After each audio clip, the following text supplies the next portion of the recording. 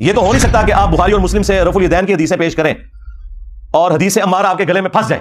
ٹھیک ہے, آپ کے گلے میں تو پھنسے گی نا, ہمارے گلے میں کوئی چیز پھنسے نا تو اس کو نکالنے کے لیے یہ ہم نے 2812 رکھی ہوئی ہے.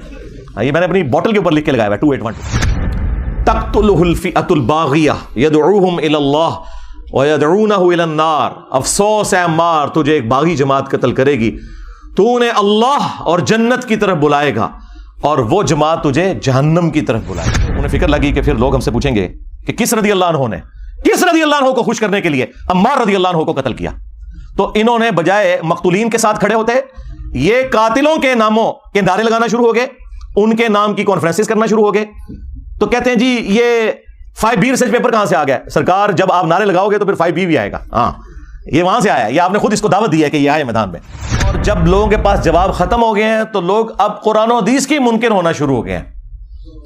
وہ لوگ جو کل تک دوسرے لوگوں کو کہتے تھے کہ جب قرآن و حدیث میں یہ بات لکھی ہوئی ہے تو ہم کیوں نہ مانیں, کیوں نہ بیان کریں, آج ان کے فرقوں کے خلاف جب باتیں قرآن سے, بخاری سے, مسلم سے نکلی ہیں تو منہ چھپاتے پھر رہے ہیں. اب اس غم کو تو ہم تو نہیں دور کر سکتے.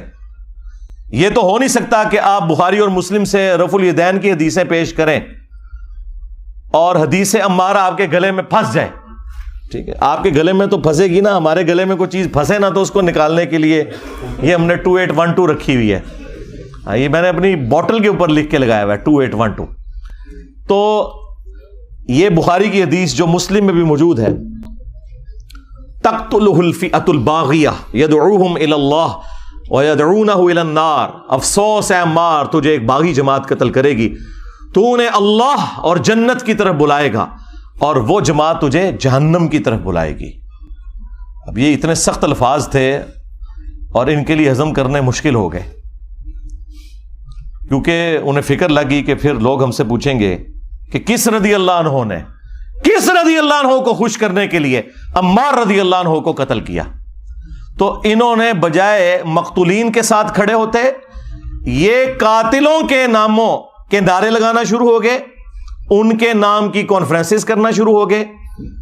تو کہتے ہیں جی یہ 5B ریسرچ پیپر کہاں سے آ گیا؟ سرکار جب آپ نعرے لگاؤ گے تو پھر 5B بھی آئے گا. ہاں یہ وہاں سے آیا ہے, یہ آپ نے خود اس کو دعوت دی ہے کہ یہ آئے میدان میں. مولانا مودودی رحمہ اللہ نے خلافت و ملوکیت ایبسولوٹلی نہیں لکھی تھی. اس زمانے میں محمود احمد عباسی ایک ناصبی تھا جس نے خلافت معاویہ اور یزید کتاب لکھی, ایک جھوٹی کتاب, حکمرانوں کی لکھوائی ہوئی تاریخ سے حوالے نقل کر کے, اور قرآن و حدیث کے خلاف وہ کتاب لکھی جس میں اس نے بنو امیہ کو اونچا کیا اور اہل البیت کو نیچے. تو اس کے جواب میں مولانا مودودی نے خلافت و ملوکیت لکھی تھی. وہ تو جواب دے رہے تھے. میں نے بھی 2009 کے اندر جب ڈاکٹر ذاکر نائک نے یزید کو رضی اللہ عنہ کہہ دیا, may Allah please with him. As far as your understanding about the wall of Karbala, you said that Yazid, may Allah be pleased with him, Yazid, may Allah be pleased with him, Yazid, may Allah be pleased with him, that he was ferocious and he was a villain, etc. There's difference of opinion. We're not here to discuss about history, and neither do I want to get a difference in the Muslim Ummah. What we say, there's a difference of opinion between the Sahaba. That is history. تو بجائے اس کے کہ اس کا رد ہوتا, چند ایک علماء نے کیا, لیکن اوورال ہنگامہ نہیں کھڑا کیا جس طرح میرے خلاف انہوں نے ہنگامہ کھڑا کیا ہوا ہے. ڈاکٹر ذاکر نائک کے اوپر کون سی FIR کٹوائی ہے انہوں نے یزید کے مسئلے کے اوپر, اور میرے اوپر آئے دن یہ FIR کٹواتے رہتے ہیں. اصل میں تو بنو امیہ کی محبت انہیں اس کے اوپر ابھارتی ہے نا, پیچھے تو مسئلہ وہی ہے. تو اور کبھی ٹرینڈ چلانے کی کوشش کرتے ہیں اور جھوٹے الزامات لگاتے ہیں. تو وہ ڈاکٹر ذاکر نائک نے جب 2009 میں یہ بات کی تو میں نے اس کے جواب میں ویڈیو ریکارڈ کروائی تھی, اور حسینیت اور یزیدیت کا تحقیقی جائزہ. اور پھر آہستہ آہستہ جب معاملات مزید بڑھنا شروع ہوئے تو پھر مجھ پہ بھی مزید حقائق کھلتے چلے گئے. میں ساتھ ساتھ لوگوں کو ایجوکیٹ کرتا رہا. الٹیمیٹلی میں نے یہ ریسرچ پیپر 5B لکھا, اور اس 5B ریسرچ پیپر میں سیدنا عمر فاروق رضی اللہ تعالیٰ عنہ کی شہادت سے لے کر سیدنا حسین ابن علی رضی اللہ تعالیٰ عنہ علیہ السلام کی شہادت تک پوری اسلامک ہسٹری حدیث سے ہے. 200 سے زیادہ حدیثیں ہیں، اکثر بخاری اور مسلم سے ہیں، اور جو بخاری اور مسلم کے علاوہ ہیں ان پہ دور حاضر کے بڑے بڑے محققین کی میں نے تحکیم لگائی ہے، شیخ البانی رحمہ اللہ کی، شیخ زبیل زئی رحمہ اللہ کی، شیخ شعیب ارناؤت کی، اور باقی بڑے بڑے محدثین کی تحکیم لگی ہے۔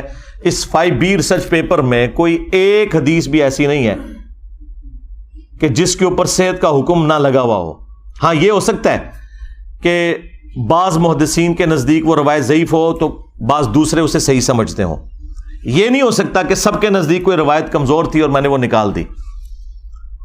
اگرچہ میرے نزدیک کوئی روایت کمزور بھی تھی اور اگر اسے امام ترمذی نے، امام حاکم نے، امام ذہبی نے ٹھیک کہا ہوا تو میں نے لیا، کیونکہ وہ بڑے ائمہ ہیں، اور پھر ہمارے مخالفین وہ ہیں جو ہم سے زیادہ انہیں سمجھتے ہیں، بلکہ ہمیں تو وہ کچھ سمجھتے ہی نہیں ہیں، تو پھر ہم انہیں ان کے گھر کی خبر نہ دیں کہ تمہارے اپنے اصول کے اوپر تو یہ روایتیں درست تھیں نا، انہیں مانو، کیونکہ جب ہم کوئی اپنی روایت پیش کرتے ہیں ان کتابوں سے تو تم ریجیکٹ کر دیتے ہو، بخاری مسلم تم ریجیکٹ نہیں کر سکتے، تو اس کے لیے پھر تم باطل تعویلات تلاش کرنا شروع کر دیتے ہو، اور آئے دن کوئی نہ کوئی ہنگامہ کھڑا کرتے رہتے ہیں۔ تو میں وقتاً فوقتاً ان تمام ٹاپکس کو ایڈریس کرتا رہتا ہوں تاکہ لوگوں کو حق بات پتہ چل جائے۔ یہ اتنا معاملہ آسان نہیں ہے۔ اب یہ پورا ایک ٹاپک ہے کس طریقے سے یہ سارے کے سارے معاملات خلفائے راشدین کے بعد سیدنا علی کے دور میں جنگ جمل، صفین، نہروان، اور اس سے بھی پہلے حضرت عثمان کیوں شہید ہوئے۔ آپ کو تو کہانی کروائی نا انہوں نے کہ جی وہ عبداللہ ابن سبا نے یہ سارا معاملہ خراب کیا تھا، بالکل جھوٹ بولا۔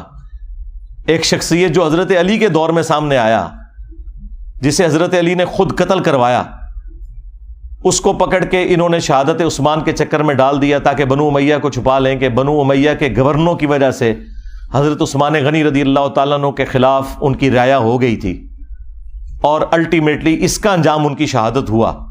اور یہ وہ باتیں ہیں جو بخاری مسلم میں لکھی ہوئی ہیں، میں نے اپنے ریسرچ پیپر میں ساری احادیث وہ جمع کی ہیں، تاریخی روایتیں نہیں، حدیثیں۔